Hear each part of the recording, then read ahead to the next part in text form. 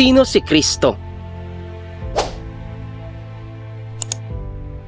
Hindi gaya ng katanungang buhay ba ang Diyos. Iilang tao lamang ang nagtatanong, sino si Hesukristo? Sapagkat lahat halos ay kumikilala na si Jesus ay totoong tao na nabuhay at nanirahan sa bansang Israel 2,000 taon na ang nakakaraan. Ang pagtatalo-talo ay nagsisimula kapag ang talakayan ay patungkol na sa uri ng pagkatao ng Panginoong Jesus. Halos lahat ng mga pangunahing relihiyon ay nagtuturo na si Jesus ay isang propeta, magaling na mangangaral o taong makadiyos. Subalit, ang banal na kasulatan ay nagpapahayag na si Hesukristo ay higit pa sa isang propeta, mabuting guro o taong makadiyos. Sa kanyang aklat na Mere Christianity na isinulat ni C.S. Lewis, ang ganito: sinisikap kong pigilan ang sinuman sa pagsasabi ng ganitong kahangalan tungkol kay Hesukristo. Handa kong tanggapin na si Jesus ang isa sa pinakadakila at marangal na mangangaral. Ngunit hindi ko tinatanggap ang kanyang pagpapakilala sa sarili bilang Diyos. Iyan ang isang bagay na hindi natin nararapat sabihin.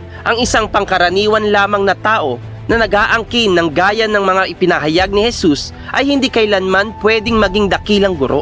Kaya nga, sino nga ba si Hesukristo? Ayon sa pagpapakilala niya sa kanyang sarili. Sino siya ayon sa sinasabi ng banal na kasulatan? Una ay tunghayan natin ang sinasabi ni Jesus sa Juan chapter 10 verse 30. Ako at ang Ama ay iisa. Sa biglang tingin, tila hindi ito pag-aangkin na siya ay Diyos. Subalit suriin natin ang reaksyon ng mga Hudyo. Hindi dahil sa mabuting gawa kaya ka namin babatuhin, kundi dahil sa paglapastangan mo sa Diyos. Juan chapter 10 verse 33. Sa harap ng mga Hudyo, walang alinlangang inaangkin ni Jesus na siya ay Diyos. Sa sumunod na mga talata, hindi itinuwid ni Jesus ang mga Hudyo sa kanilang pagkakaintindi at sinabing, hindi ko inaangkin na ako ay Diyos. Pinatunayan sa talatang ito na tunay na si Jesus ay Diyos nang kanyang deklarahing, ako at ang Diyos ay iisa. John chapter 10 verse 30. Punta naman tayo sa John chapter 8 verse 58. Isa pang patunay ng pagka-Diyos ni Hesukristo. Tumugon si Jesus, sinasabi ko sa inyo, bago pa ipinanganak si Abraham, ako'y ako na. Muling kumuha ng bato ang mga Hudyo at tinangkang ipukol kay Jesus. Ang pagpapahayag ni Jesus, ang kanyang pagkakakilanlan bilang ako'y si ako nga,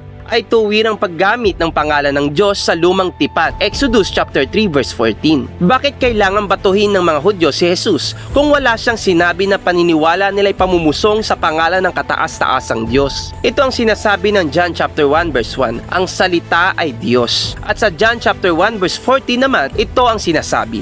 Ang salita ay nagkatawang tao. Ito'y maliwanag na indikasyon na si Jesus ay Diyos sa anyong laman. Ang alagad na si Tomas ay nagpahayag tungkol kay Jesus ng ganito: aking Panginoon at aking Diyos. Juan chapter 20 verse 28. Si Tomas ay hindi nagkamali dahil hindi siya sinaway o winastuman ni Jesus. At si Apostol Pablo naman ay naglarawan kay Jesus ng ganito: ang dakilang Diyos at tagapagligtas na si Hesukristo. At sa 2 Peter chapter 1 verse 1, si Pedro ay nagsabi ng ganito: ang Diyos Ama ay nagpapatotoo rin sa pagiging Diyos ni Jesus.